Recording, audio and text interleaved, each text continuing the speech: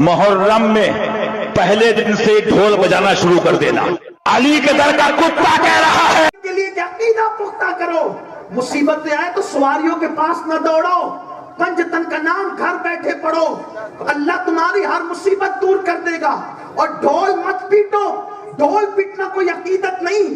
سنیو دل پہ لکھ لو, ارے جن کے گھر کی شادیوں میں ڈھول نہ بجے ان کی شہادتوں پہ ڈھول کیسے بج سکتا؟ مجھے بتاؤ تو صحیح, کہ امام حسن کی شادی میں ڈھول بجا, کہ امام حسین کی شادی میں ڈھول بجا, کہ سیدہ فاطمہ کی شادی میں ڈھول بجا؟ جن کی شادیوں میں ڈھول نہ بجے ان کی شہادتوں پہ تم ڈھول بجاتے ہو. اور ذرا دل سے کام تو لو, دماغ سے کام تو لو, ڈھول کون بجائے گا؟ وہ کربلا کی زمین جہاں شہید ہو کر کے لاشیں پڑے ہوئے ہیں, اس پہ گھوڑے دوڑ رہے ہیں. تمہیں معلوم ہے کربلا کی 11ویں شب جس کو مورخین نے شام غریبہ لکھا ہے, اس کو آسانی کے ساتھ کوئی بیان نہیں کر سکتا. اس کو بیان کرنے کے لیے جگر گردے کا کام ہے.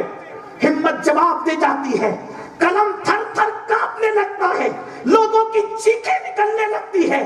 دنیا میں اس سے پہلے اتنا ظلم نہیں ہوا تھا اور نہ اس کے بعد اتنا ظلم کا تصور کیا جا سکتا ہے. جس کو جو تم ڈھول کی رات مناتے ہو وہ تاریخ میں شام غریبہ کے حوالے سے ہے. میں ہلکا سا اس کا نقشہ کھینچنا چاہتا ہوں اور اپنے اسطورمان کی طرف پڑھنا چاہتا ہوں. اب اسطورمان کی طرف کیا پڑھوں, بلکہ وقت ہی تمام ہوتا ہے. میں اپنی گفتگو کو تمام کرنے کے لیے چلتا ہوں. ذرا دل کے کانوں سے سنیو. اگر اہل بیت کی محبت میں تمہارا دل سرشار ہے, ڈھول بجانے والوں, ماہ محرم کے اندر سواریاں نکالنے والوں, اپنی عورتوں کو بے پردہ گھمانے کے لیے نکالنے والوں, اپنے مذہب و مسلک کا مذاق اڑانے کا دوسروں کو موقع دینے والوں, اللہ اکبر.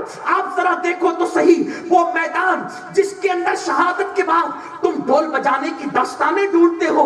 جب میرے امام کی شہادت ہو گئی, امام کی شہادت کے بعد امام جلال الدین سیوطی لکھتے ہیں, حضرت استاد زمان مولانا حسن بریلوی اپنی شورۂ آفاق کتاب جس کی تصدیق امام احمد رضا نے کی ہے, آئینہ قیامت میں لکھتے ہیں, جس وقت مولا حسین کی شہادت ہو گئی اس وقت حال یہ ہوا, سورج نے اپنا منہ چھپا لیا, سورج کو گرہن لگ گیا, دن کے وقت رات تارے نظر آنے لگے. حال یہ تھا کربلا کی زمین سے خون نکلنے لگا, بیت المقدس میں پتھر ہٹایا جاتا, وہاں سے تازہ ترین خون نکلتا. لوگ کہتے ہیں رافضیوں کی روایت نہ پڑھو, استاد زمان رافضی تھے, امام سیوطی رافضی تھے. مجھے بتاؤ تو صحیح سنیو, حسینی رنگ کو لوگ کس قدر ہلکا کرنا چاہتے ہیں. اللہ اکبر, اللہ اکبر. لوگ کہتے ہیں کربلا کیا ہے, 3 دن کا کربلا لوگ 10 دن تک لے کے بیٹھے ہوتے ہیں. میں کہتا ہوں خدا کی قسم, اہل بیت کا عشق تو پیدا کر, تیری زندگی ختم ہوگی, کربلا ختم نہیں ہوگا. تیری زندگی ختم ہوگی, کربلا ختم نہیں ہوگا. ہمارے بزرگوں نے لکھا شہادت ہوئی ہے کربلا کے اندر, بیت المقدس تک اس کا اثر ہے کہ پتھر ہٹاتے تو تازہ خون نکلتا. اللہ اکبر. یہاں تک کہا گیا کہ کوفہ کے اندر خون کی برسات ہوئی, کپڑوں پر وہ خون گرا تو کپڑے پھٹتے پھٹ گئے, لیکن اللہ اکبر وہ خون کا اثر ختم نہ ہوا. امام سیوطی لکھتے ہیں یہ جو شفق نظر آتی ہے روزانہ شام کے وقت, امام حسین کی شہادت کے وقت جو سرخی تھی وہ چھٹتے چھٹتے چھٹی. آج بھی خون حسین کی لالی تمہیں شفق پر نظر آتی ہے, تمہیں شفق کی شکل میں افق پر نظر آتی ہے. یعنی کوئی کربلا منائے نہ منائے, قدرت آج بھی کربلا کا اظہار کر رہی ہے شفق کی سرخی کے ذریعے سے. اللہ اکبر. یہ تو اپنی جگہ نشانیاں ہیں, لیکن جس رات تم ڈھول بجاتے ہو, عورتوں کو لے کر میلوں میں نکلتے ہو, اس رات سید ذاتیوں کا حال کیا تھا جن کے گھر میں اجازت کے بغیر جبریل نہ آئے, جن کے دروازے سے 2 مرتبہ اسرائیل چلا جائے, جس کے دروازے پر جبریل سوالی بن کر آئے, جس کے دروازے پر اللہ اکبر آ کر کے اقطاب اوتاد اور اولیاء سر تسلیم خم کر دے, جس کے ذروں کے جس کے قدموں کے ذرات عرش مکین ہو. اللہ اکبر. ان سیدانیوں کو, سجدزادیوں کو اللہ اللہ ان کے ہاتھوں سے ان کے زیورات چھینے گئے. سیدہ سکینہ سلام اللہ علیہا کے کان سے اس طریقے سے بالیاں نوچی کہ وہ کان کی دونوں لو کٹ گئی, اور بچی نے, اس شہزادی نے جب چیخنا شروع کیا کہ میرے ساتھ کیا ظلم کرتے ہو, کہا کہ ہم اہل بیت ہیں, ہمارے ساتھ کیا ظلم کر بچی کے شہزادی کے گال پہ تماچے لگائے گئے. سیدہ زینب آگے بڑھی کہ اسے جانتے یہ حسین کی بیٹی ہے, حسین جس کو اپنے سینے پہ سلاتے تھے, یہ وہ سکینہ ہے تم اسے مارتے ہو. اسی پہ بس نہیں کیا گیا, جن کے آنچل کو, جن کے دوپٹوں کو چاند و سورج نے نہیں دیکھا, ان کے دوپٹے چھین لیے گئے. علی اصغر کا جھولا لوٹ لیا گیا, بیویوں کے خیمے جلا دیے گئے. اللہ اکبر. ایک یزیدی لشکر کا شخص کہتا ہے بڑی ندامت کے ساتھ, جس وقت آل محمد کے خیمے میں آگ لگا دی گئی, اس وقت میں نے دیکھا ایک خوبصورت خاتون تھی جو آگ پہ چل کر خیموں میں جاتی اور خیمے سے نکل کے باہر آتی. اللہ اکبر. میری مائیں اور بہنیں بھی سنیں, سواریوں پہ جا کر ڈھول تاشوں کی محفل میں شرکت کرنے والی میری بہنیوں, روح زینب تمہیں پکار پکار کر دعوت فکر دے رہی ہے. ذرا کچھ تو سوچو, کچھ تو غور کرو. اللہ اکبر. اس نے کہا ایک بی بی تھی, بڑی خوبصورت تھی, چاند جیسا چہرہ تھا, وہ آگ پہ چل کے جاتی اور آگ پہ چل کے واپس آتی. اللہ اللہ. اس کا دوپٹہ چھین لیا گیا تھا, مجھ سے رہا نہیں گیا. میں نے پوچھا بی بی کیا تجھے اپنی جان سے محبت نہیں؟ تیرے خیموں کو آگ لگ گئی ہے, خیمے لوٹ لیے گئے ہیں, تو جلنا کیوں چاہتی ہے؟ تو اس خاتون نے کہا کیا کروں, امامت اس وقت جو ہے خیمے میں لیٹی ہوئی ہے, یعنی میرا بیٹا زین العابدین, میرا بھتیجا زین العابدین خیمے میں لیٹا ہوا ہے. جو صحت مند تھے وہ چل چل کے باہر نکلے, لیکن وہ اتنا بیمار ہے کہ چلنے کے قابل نہیں. اب میں سوچتی ہوں اگر اس کو نہ نکالوں گی تو میرا بیٹا چل نہ جائے, حسین کا شہزادہ چل نہ جائے آگ میں. اگر زین العابدین شہید ہو گئے تو حسین کی اولاد کیسے چلے گی, حسین کی نسل کیسے چلے گی؟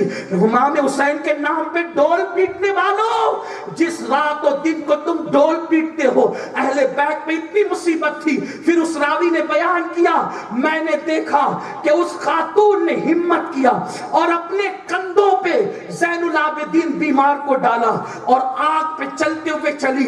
میرے صوفیاء کرام کہتے ہیں ہم زینب کو ادب سے اس لیے سلام کرتے ہیں کہ زینب اس دن کندھے پر زین العابدین کو لے کر نہیں جا رہی تھی, بلکہ پوری نسل حسین اس وقت زینب کے کندھوں پر تھی.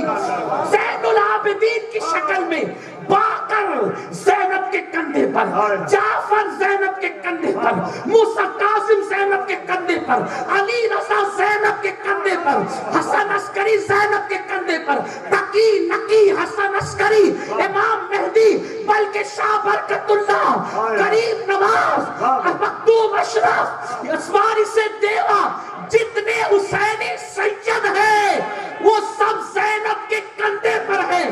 گویا کہ زینب زین العابدین کو نہیں بلکہ 12 اماموں کی امامت کو, ولیوں کی ولایت کو بچا کر لے جا رہی ہے. اس وقت تم ڈھول بجاتے ہو, اس وقت تم ڈھول بجاتے ہو. ٹھیک ہے, اگر تم ڈھول بجاتے ہو ان علماء اور سادات کی موجودگی میں, پھر آج بھی ہمت کر کے میں تم کو ڈھول بجانے کی اجازت دے دوں. ٹھیک ہے, ڈھول بجانے کا شوق ہے, میں تم کو اجازت دیتا ہوں, اب تم کو کوئی منع نہیں کرے گا. پانی والوں شوق سے ڈھول بجاؤ, مگر ایک چھوٹی سی شرط ہے, ایک چھوٹی سی شرط ہے, اس کو پورا کرو.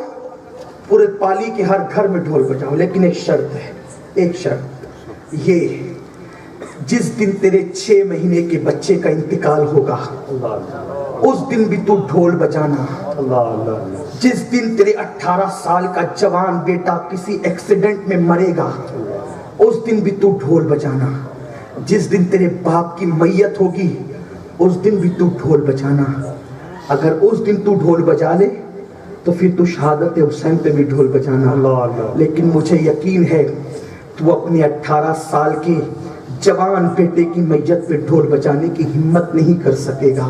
نادان سنی, جب تو 18 سال کے اپنے بیٹے کی میت پہ ڈھول نہیں بجاتا تو وہ حسین کا بیٹا جسے دنیا ہم شبیہ رسول کہتے ہیں, اس علی اکبر کی شہادت پہ تو ڈھول بجا رہا ہے. جب تو اپنے 6 مہینے کے بچے کی میت پہ ڈھول نہیں بجاتا تو پھر تو حسین کے معصوم علی اصغر کی شہادت پہ ڈھول بجا. سوچ تو صحیح, ڈھول یزیدی بجا رہے تھے. ہم نے مغرب کے بعد میٹنگ لی ہے کمیٹی کی. علماء سے کہتا ہوں کمیٹی کے لوگوں کی مدد کریں. نوجوان اٹھے ہیں, ایسی کوشش کریں کہ پورے پالی سے نہیں بلکہ پوری راجستھان بلکہ پورے ہندوستان سے یہ ڈھول کی بدعت سیاح ختم ہو جائے اور اصل کربلا کو پہچانیں. اصل کربلا کیا ہے؟